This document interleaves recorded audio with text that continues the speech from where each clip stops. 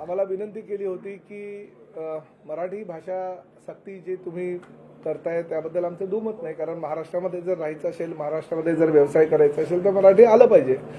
आणि जे रिक्षा चालक, टॅक्सी चालक आहे, इव्हन आम्ही ओला, उबेर, रॅपिडो किंवा बाईक टॅक्सीला सुद्धा ॲग्रिगेटर पॉलिसीमध्ये घेत असताना आम्ही मराठी जुजबी मराठी जे आहे ते कंपल्सरी करायचं किंवा अनिवार्य करायचा निर्णय आम्ही ऑलरेडी घेतलेला आहे. परंतु रिक्षा टॅक्सी चालकांसाठीचा जो निर्णय होता आणि त्या संदर्भात जी कालची बैठक होती त्या बैठकीमध्ये सगळ्यांनी मागणी केली होती.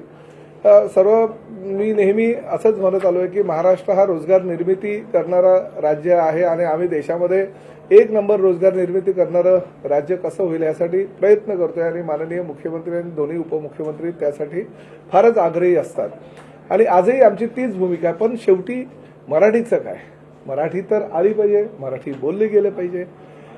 रिक्षा संघटनांनी, टॅक्सी संघटनांनी किंवा इतर काही सामाजिक संघटनांनी मागणी केली आहे, ठीक आहे, त्यांच्याकडे तो पर्याय उपलब्ध होता म्हणून त्यांनी त्या ठिकाणी मागणी केलेली आहे, कारण त्या संघटनेचे ते प्रतिनिधी आहे. परंतु आमच्याकडे जी माहिती मिळाली त्या माहितीच्या अनुषंगानं 2019ला जे परिपत्रक आम्ही काढलं होतं आणि त्या अनुषंगानं 2020 साली मराठी भाषा शिकण्यासंदर्भात एक राज्य शासनाच्या माध्यमातून एक पुस्तिका पण काढली होती. म्हणजे ऑटो रिक्षा चालक जे आहेत, टॅक्सी चालकांसाठी मराठी याच्या संदर्भात 2020चं हे पुस्तक आहे.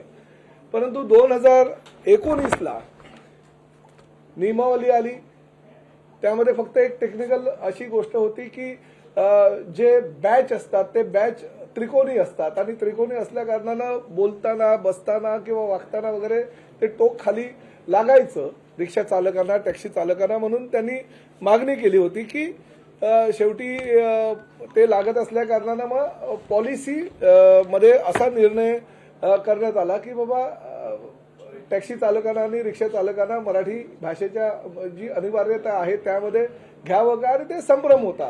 तो संभ्रम दूर करण्यासाठी आम्ही परवा सुद्धा परिवहन खात्याच्या वतीनं एक आम्ही परिपत्रक प्रसिद्ध केलं आणि होम डिपार्टमेंटकडे पाठवलं. त्यामुळे लोकांचा संभ्रम दूर होईल की टॅक्सी चालक, रिक्षा चालक हे मराठी बोलण्याचा त्यांच्यावर बंधन आहे, कारण आपली ती राजभाषा आणि राजभाषेचा आदर करणं प्रत्येकाचं कर्तव्य आहे.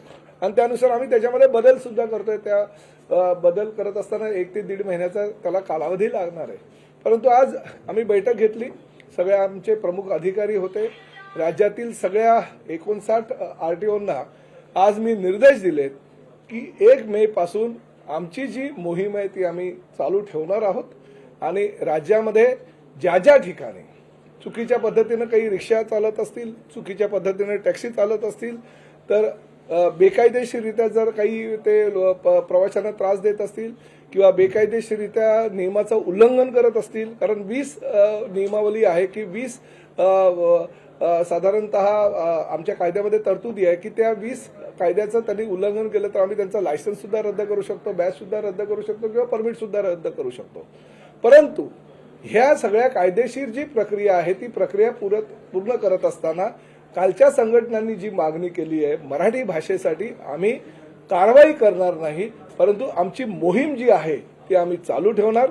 1 मे ते 15 ऑगस्ट पूर्णपणे राज्यातील सर्व आरटीओ त्यांनी एक समिती निर्माण करायची आणि त्या समितीच्या माध्यमातून पुन्हा कोणाला कायद्याचं बंधन पाळत नाही आणि कोण कोण मराठी भाषा बोलत नाही. म्हणजे उदाहरणार्थ जर द्यायचं झालं तर आमचं मीरा भाईंदर उपप्रादेशिक परिवहन कार्यालयानं आम्हाला एक अहवाल आज दिलेला आहे.